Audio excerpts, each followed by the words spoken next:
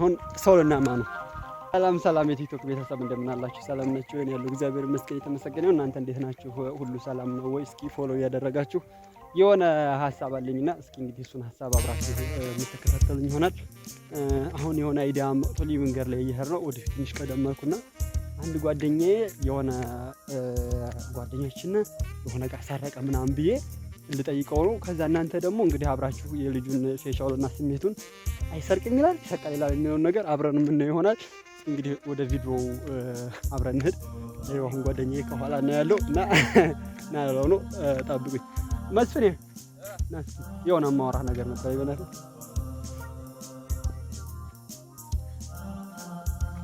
ቤተሰብ እዚህ ቪዲዮ ይዣለሁ እና ማለት ነው እንዳይደብር መቼም አይደብርም። እና አንድ የሆነ ማውራት ወሬ ነበረኝ ያና አቤል ማለት ነው ይሰማኝ ነው።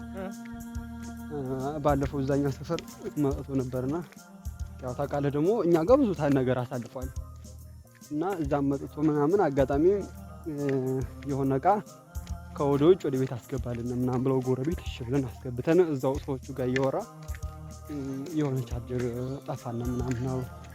ከዛ አጋጣሚ ደግሞ ቻርጀሩን እኔ አውቀው ነበር ታውቃለህ።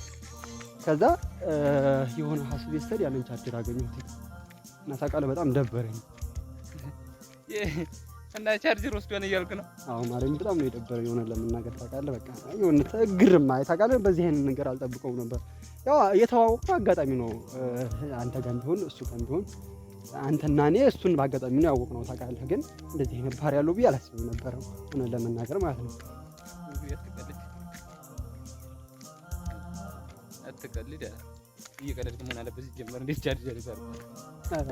እኔም ራሱ በዛን ሰዓት እና ሰዎቹ ኧረ እሱ ሳለ እኮ እዚህ ከኩርሱ ጣገብ ነበረና አጣ ነው ምናምን ሲሉኝ ታውቃለህ እኔ እሱን አምኜው ነበርና እንዴት ይሄን ነገር እሱ ያደርግ እና በቃ ቆሻሻን ማለት ቻርጀር ይሰርቃል እንዴ? መዝረክ ካለበት አይደል ሌላ ነገር አይሰርቅም። ብጣሻማ እንዴ እኔ ራሱ በጣም ገርሞኛል ታውቃለህ። በቃ እንዴት ይሄን እሱ እንዴት ነፍስ ያለው ሰው መስሎ እንዴት ይሄን ነገር ያደርጋል ብዬ በቃ በጣም ታዝበዋለሁ። የሚገርም ነገር እግዚአብሔርን በቃ ታውቃለህ ገረመኝ። እዛ ሳይው ምናምን እንዴ ከዛ ደግሞ እኔ እኮ የለየኝው ምንድነው መሰለህ ያነ ቻርጀሩ አጋጣሚ ከወገቡ ተለጦ በፌስታል ታስሯል። ከዛ ያንም ከሱ ቤት ያየሁትም በዛ ሳይ ነው ያረጋገጥኩት ታውቃለህ። ኧረ በጣም ነው የሚደብረው። እኔ ግን እውነት ለመናገር እንደዚህ አይነት ተልቀመቀመ ባህሪ እንዳለበት ልጁን በፊትም ጠረጥረው ነበር፣ ግን በዚህ ልክ ይሆናል ብዬ አልገመትኩም። በጣም ነው የሚያስጠላው። እባክህ ደሞተልህ እንደዛ ሀጠረቀፋ ላይ ለምን እንደግረኝ ነበር እንዴ ስለ አሁን በዚህ ልክ ቀርበ ነው ሌላ ነገር የኛን ሶስት ግብ ነው ይሆን ተባዋል እንዴ ለምን አትነግረኝ ነበር? እኔ ጓደኛ ናችሁ በዛ ላይ እንዴት አንተን እንደዚህ ብናገርህ ሌላ ነገር ነው የምታስበኝ ብዬ ነው የምገምተው። ከባድ ነው እኮ በጣም ይገርማል። ግን እንኳንም ተላወቅ ነውና ሌላ ቃም ሳይሰረቀና እንኳን ሌላ ጥቅም ያመጣ ወሰደ እንደብቻ ያሳዝናል። ግን የመጨረሻ ለቀምቀም በጣም ነው የሚያስጠላው ነገር ነው። እሺ ለማንኛውም እስኪ እዚህ አካባቢ ሽንት ልክፈልና መጣለው ክድን መጣው እና ቤተሰብ ይኸውላችሁ የሚገርም ነገር እኮ ነው። እኔ ፍራንክ ላደርግ ብዬ አወራሁትኝ። አሁን እሱ ወደ ፊቷል ሽንት ቤት ላግል ብዬ ነው እኔ ቆም ያልኩትና ሽንቴን እየሸናሁ ነው ብዬ ነው። ከዛ እኔ ፍራንክ ላድርግ ብዬ ተናገርኩኝ። ጭራሽ እሱ አፍርጦ ቁጫ በስመ አብ በጣም ይገርማል።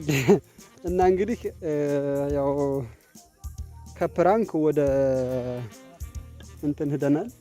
ያው ወደምታዩት ነገር ሄደናል። በጣም ያሳዝናል። በይዘው እንግዲህ እንደዚህ የምትልቀመቀሙ ሰዎች ካላችሁ እንግዲህ እግዚአብሔር ይላችሁ። ሌላማ ምን እላለሁኝ?